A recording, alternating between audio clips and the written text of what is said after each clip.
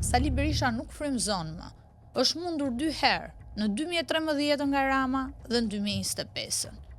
Del tani në çdo studio dhe thot, më vodhën, sa të vodhën? Sa të vodhën? Ti veta fitove? Ti nuk fitove. Ti nuk frymëzon më. Prandaj ti duhet ta lësh këtë parti të riformatohet. Pse nuk e lë ai sipas teje? Për interesin e tij personal, absolutisht. Që për interesin e tij personal. Sali Berisha sot që flasim ka vënë interesin personal para interesit kombëtar. Po ma shtillo pak këtë interesin personal. Ku konsiston ky? Kjo konsiston edhe tek fakti i problemeve që Sali Berisha ka. Me drejtësinë thua? Me drejtësinë, po dhe me non-gratën. Sepse nga non-grata Sali Berishës nisi gjithçka. Dhe gjatë fushatës, po ta kesh vënë re, këto janë përpjekur që të shpifin dhe të disinformojnë duke thënë është hequr non-grata për duke sjellur edhe atë Kris Lasivitan për të dhënë këtu një mesazh absurd që Amerika është me ne. Po Amerika ka diçka, sidomos kur merret një vendim serioz si ai i non-gratës. Me atë vendim serioz duhet njoftoj po faqja zyrtare e ambasadës amerikane, jo një gazetar, jo një këshilltar që paguhet, që e merr dhe ti dhe unë mjafton të kemi çek me shumë zero për ta pasur prezent për këshilltar ligjor, për fushat ose për çfarë të duam neve.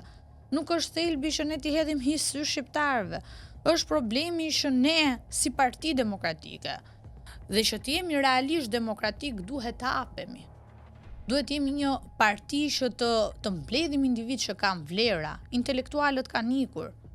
Kush është sot e PD-ja? Në dorë të kujt është PD-ja sot? Të Albana Vokshit, të Flamur Nokës, të Fari Balliut, të figurave të urryera, të figurave që nuk kanë vota, të figurave që janë mundur 4 herë nga Rama. Çfarë frymëzimi do japin këto për gjeneratën e re? Ti në analizën tënde që ke bërë personale, për 11 majin për shembull, pse mendon se humbi kaq thellë Partia Demokratike, analizuar në gjithë komponentët e saj, ose më saktë Edi Rama fitoi kaq thellë, nuk ka të vërteta në pretendimet e opozitës për manipulime zgjedhore, krime zgjedhore. Edi Rama ka ruajtur kuotat e veta. Unë e shqetësuar jam dhe për ato 150.000 votues që kanë shkuar te partitë e reja. Pse nuk i tërhoshi Sali Berisha? Pse nuk i tërhoshi Djasta? Dhe për votuesit e ri këtu nuk po i hy fare unë Parti Socialiste, po i hy Parti Smundësia, Shqipëria bëhet. Këto ishin zëra që kërkonin ndryshimin, ishin zëra që nuk e gjenin veten më tek Djasta. Mirë, ata janë një lloj anti-establishmenti, jo, ato janë vota që i kanë ikur Partisë Demokratike. Që nuk duan as PS-n as PD-n. Ato janë vota janë vota që i kanë ikur Partisë Demokratike. Shifrat flasin. Nga 2021 tek 2025, sot PD-n e ke me 45 mandate, se 5 i ke aleatëve, ta krahasosh me 2021. Dhe nëse do vijoj në këtë trajektore, në zgjedhjet e radhës do kaloj me 30 deputet. Dhe kjo është fatkeqësi, sepse është një parti e cila është parti e djathtë, e cila përfaqëson diçka për historinë e Shqipërisë dhe duhet ketë vazhdimsi. Nuk mund të ndrydhet tek një emër personal që është Sali Berisha.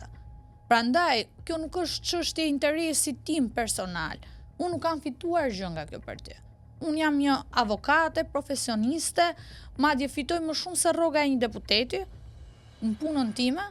Këtu jam për të dhënë një opinion timin mbi situatën reale që Shqipëria sot dhe fatkeqësinë më të madhe që sot Shqipëria nuk ka opozit. Nuk ka opozit që frymëzon. Po dakord, po sepse unë kam qenë në çdo studio televizive. Kam qenë në kafene, nga do, nuk kam dëgjuar që PD-ja do fitonte. Në çdo vend, me këdo që takoja, me këdo që ulesha, çdo sondazh i çdo mediave e nxirrte Partinë Demokratike humbse. Do thotë që kjo parti nuk frymëzoi, prandaj humbi. Çfarë preti tani? Sepse kur dikush do silli ndryshimin, dëgjohet. Dëgjohet diku në një kafe, në një TV, në një bisedë me miq, të gjithë thonin që Rama fiton këto zgjedhje. Madje këtu dua të kujtoj edhe Syri TV nuk nxorri prej shumë muajsh një sondazh. Nuk bëri një sondazh.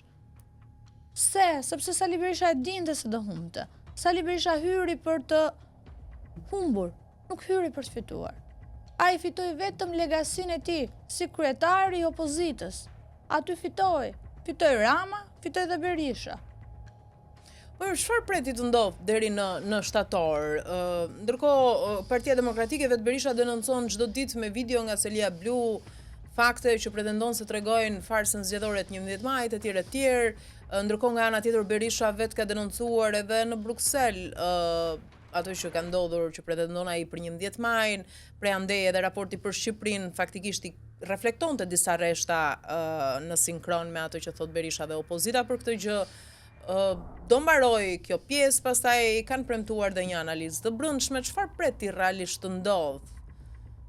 Ke pritshmëri se do ndryshoj gjë në PD realisht apo ti je vetëdijshme që asgjë nuk ka për të ndodhur? Tani ka dy momente.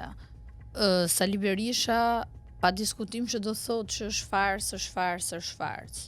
Pritshmëritë janë që këto të pranojnë gabimin, që këto të pranojnë humbjen, që këto të pranojnë të ketë një reformim të thellë djathta. Po ti e di që kjo nuk do të ndodhë. Që ndodhë. këto të pranojnë realitetin brenda tyre. Po s'ka se si ta pranoj Berisha këtë ndërkohë që pretendon të kundërtën se nuk ka se si. Pse Berisha pretendon se e ka fituar zgjedhjet? Jo, them nuk ka se si të ndodh kjo, kështu që duhet ta kesh fare këtë pritshmëri mendoj unë. Vetëm nëse ngrihet ndonjë grup që reflekton revolt, kërkon largimin e Berishës, kjo është tjetër histori pastaj. Po që vetë Berisha të thot po unë humba, Rama fitoi etj. Kjo duket Berisha vetë fitoi. A ke dëgjuar liderin e opozitës thotë unë ne fituam këto zgjedhje. Aleanca për Shqipërinë madhështore i fitoi këto zgjedhje. Jo, ai këtë nuk e thot, po thot që as nuk humbëm sepse ishte farsë. Këtë nuk e thot, po jo pra se dikush e thot është farsë, do të thotë që ka fituar vetë. Apo jo? Pse Sali Berisha nuk e citon që Partia Demokratike fitoi këto zgjedhje? Me që e kanë vjedhur. Nëse do të ishte në dorën tënde dhe do të hartoje një plan afat shkurtër për riformatimin e Partisë Demokratike, largimin e Berishës përfshirë ndoshta etj. Cili do të ishte ai? Çfarë do të bëja? 1, 2, 3? Unë e kam thënë me shpejtësi në PD. E kam thënë edhe në për studio tjera kur ndodhi situata Berisha-Basha. Dhe kam thënë që një vit PD-ja duhet rrinte pas zgjedhjeve dhe duke pasur një komision prej 5-6 figurash caktuara, sepse nuk mund ta fusësh dhe partinë në zgjedhje të menjëhershme, sepse nuk mund ta thellosh përçarjen e partisë. Nuk jam që PD-ja të përçahet. Unë jam që PD-ja të hapet. PD-ja mos rri e buknjerizuar tek klient dhe miq të familjes Berisha. Sepse nëse kjo gjë vazhdon në këtë lloj ritmi, të vetmit që do t'i shërbejë kjo parti është Sali Berisha, familjes tij, miqve të ngushtë, po dhe Ramës. Pse do thuash Ramës? Sepse Rama do fitoj mandatin e 5. I leverdis tjetë Berisha aty, se sa kohë është Berisha aty, aq herë Partia Socialiste do fitoj zgjedhjet. Sepse Berisha nuk frymëzon më.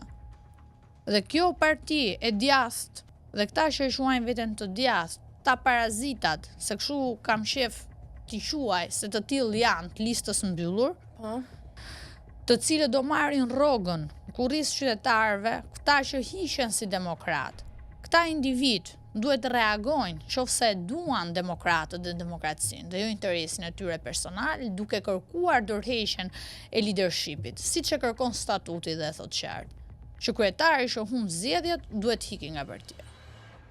Por këto, siç është dhe vetë Berisha dhe besnikët e tij, këto ruajnë vetëm interesin e tyre personal dhe familjar. Këto nuk janë aty për popullin. Po mire, ke menduar ndonjëherë që këtë retorikën publike ta hedhësh në një platformë të mirëfillt për ndryshimin e Partisë Demokratike dhe ta prezantosh publikisht, t'ia ofrosh, pra se thjesht me retorik jo se ashtu do ndryshohet gjë nëse platforma bëre mirë që e ceke, pa diskutim që mund të bëhet për publikun dhe jo vetëm, por kur ka garë.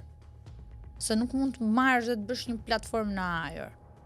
Duhet dorëheqja e kryetarit, hapja garës dhe të kalojmë te platforma. Se gjërat kanë një trajektora. Nuk mund dalësh tani me një platformë kur individ saktuar se partia thënë që këtu nuk ka garë, se këtu nuk duam net këtë garë. Po mira, ke kërkuar ndihmë ti ndër demokratë të tjerë për kauzën tënde? Ose jam vetëm unë në këtë kauz, ke edhe individ tjerë që kanë folur, ke zotin Sula.